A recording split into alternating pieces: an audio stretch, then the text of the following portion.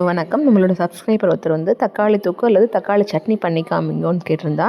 நம்ம பாட்டில் தக்காளி தொக்கு பண்ணலான்னு நினச்சேன். இவா கேட்டிருந்ததுனால தக்காளி தொக்கோடு சேர்த்து தக்காளி சட்னியும் பண்ணலாங்கிறதுக்கான ஒரு 10 தக்காளியை வந்து பொடி பொடியாக கட் பண்ணி எடுத்துட்டேன்.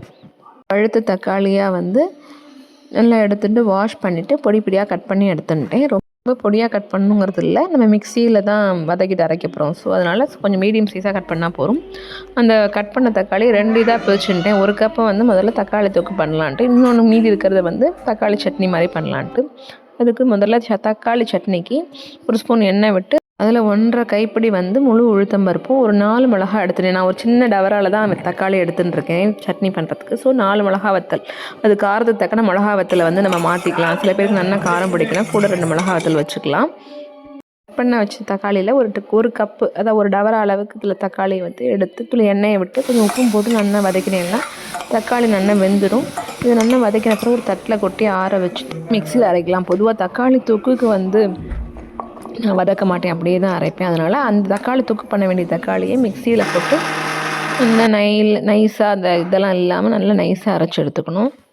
தக்காளி தொக்குக்கு வந்து நான் வதக்காமல் தான் பண்ணுவேன். தக்காளி சட்னிக்கு வதக்கிட்டு பண்ணிடலாம். தக்காளி சட்னி சூப்பராக இருக்கும். வதக்கின தக்காளியை வந்து ஒரு தட்டில் கொட்டி நல்லா ஆறினோடனே மிக்சியில் அரைச்சிக்கலாம். ஃபஸ்ட்டு உளுத்தம்பருப்பு மிளகா வத்தலை மிக்சியில் போட்டு பொடி பண்ணிவிட்டு அதுக்கப்புறம் நம்ம வதக்கின தக்காளியை அரைச்சிக்கலாம். தக்காளி தொக்கு சாதாரணமாக எல்லாருமே பண்ணுவாள். ஒரு ஸ்பூன் எண்ணெய் விட்டுட்டு கடுகு தாளிச்சிட்டு பெருங்காயம் தாளித்து நம்ம அரைச்சி வச்சுருந்த விழுதை போட்டு தேவையான காரப்பொடி போட்டு சிம்லேயே கொதிக்க வச்சிடலாம். தக்காளி தொக்கு ரெடி. தக்காளி சட்னிக்கு உளுத்தம்பருப்பு மிளகா வத்தலை ஃபஸ்ட்டு பொடியாக நரன்னு அரைச்சிட்டு அப்புறம் வந்து வதக்கின தக்காளியும் போட்டு நல்ல ஃபைன் பேஸ்ட் மாதிரி அரைச்சிட்டுலாம் தக்காளி சட்னி ரெடி.